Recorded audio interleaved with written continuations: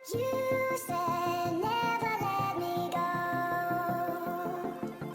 वालेकुम, welcome back to my channel viewers. आप सबको बकरा ईद बहुत बहुत मुबारक हो।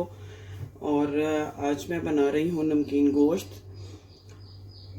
यहाँ पे मेरे पास 1 kg मटन है और यहाँ पे ऑयल है जिसको मैं थोड़ा सा यूज़ करूँगी, ज़्यादा यूज़ नहीं करूँगी।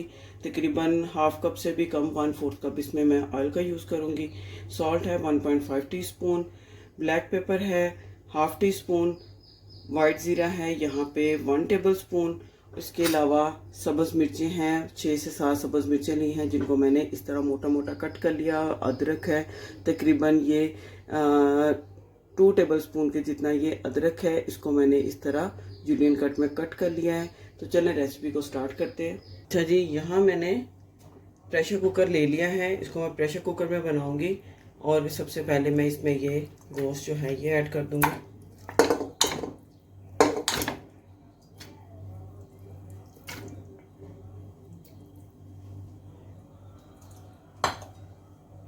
साथ ही इसमें ये वाइट ज़ीरा,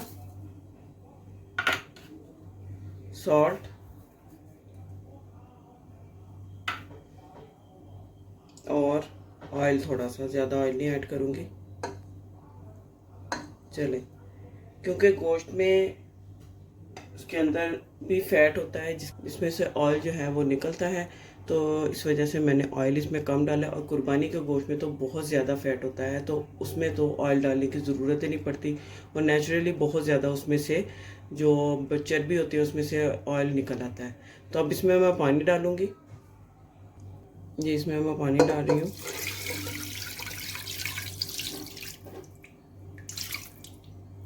चलें, तकरीबन 2.5 गिलास के करीब मैंने इसमें पानी डाला है।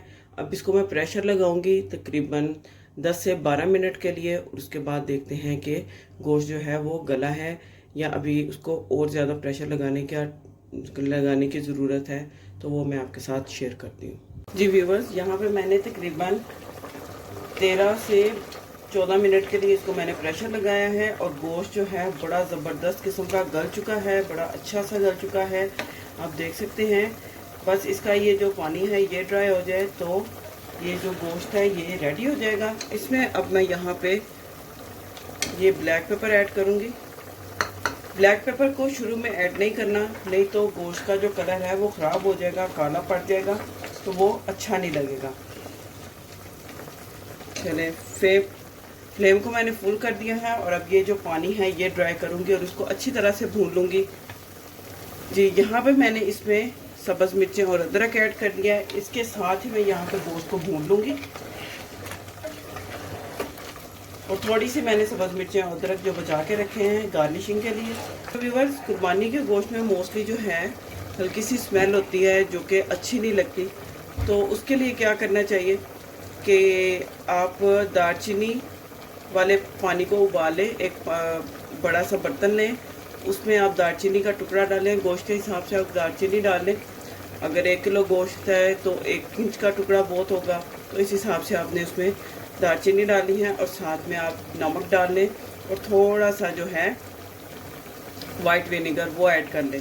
और उसको 2-3 जब बॉयल आ जाएंगे तो सादे, मतलब कि जैसे आप किसी बर्तन में आप बॉयल कर रहे हैं, प्रेशर कुकर में नहीं, वैसे ही किसी बर्तन में, देचकी वगैरह में या किसी में, तो आप उसको पानी को गिरा दें और उसके बाद आप उसको कुक करें। बिल्कुल भी गोश्त की स्मेल नहीं होगी, बहुत ज़बरदस्त गोश्त बनेगा और बिल्कुल नहीं, कोई भी नहीं कह सकेगा ये कुर्बानी का गोश्त है।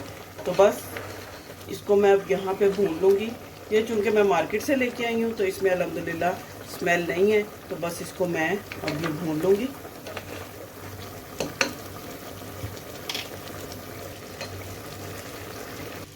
जी व्यूअर्स, देखें यहाँ पे गोश्त को मैंने अच्छी तरह से भून लिया है। बस अब इसको मैं डिश आउट करती हूँ। ऑयल इसका सेपरेट हो चुका है, आप देख सकते हैं। बस अब इसको मैं डिश आउट करती हूँ और फिर मैं इसको सर्व करूँगी। जी व्यूअर्स, देखें यहाँ पे मैंने जो नमकीन गोश्त रेडी किया है उसको मैंने डिश आउट कर लिया। अब इसके ऊपर मैं थोड़ा सा ये जो जिंजर है ये मैं इसके ऊपर गार्निश के लिए ये डालूँगी और साथ में ग्रीन चिलीज़, और यहाँ पे मैंने लेमन कट किए हैं, लेमन रखूँगी। साथ मैंने मिंट और ग्रीन चिलीज का रायता बनाया है, इसके साथ सर्व करूँगी। नमकीन गोश्त की ये रेसिपी बहुत ज़बरदस्त, बहुत आसान और बिल्कुल भी इसमें से कुर्बानी के गोश्त की स्मेल जो होती है वो नहीं आती। तो आप भी इसको ट्राई करें और मुझे फीडबैक दें कि आपको ये रेसिपी कैसी लगी। उम्मीद करती हूँ आपको आज की रेसिपी अच्छी लगी होगी। रेसिपी अच्छी लगी हो तो वीडियो को लाइक करें, सब्सक्राइब करें, शेयर करें। मिलते हैं नेक्स्ट वीडियो में एक और अच्छी मज़ेदार रेसिपी के साथ। तब तक के लिए अल्लाह हाफिज़।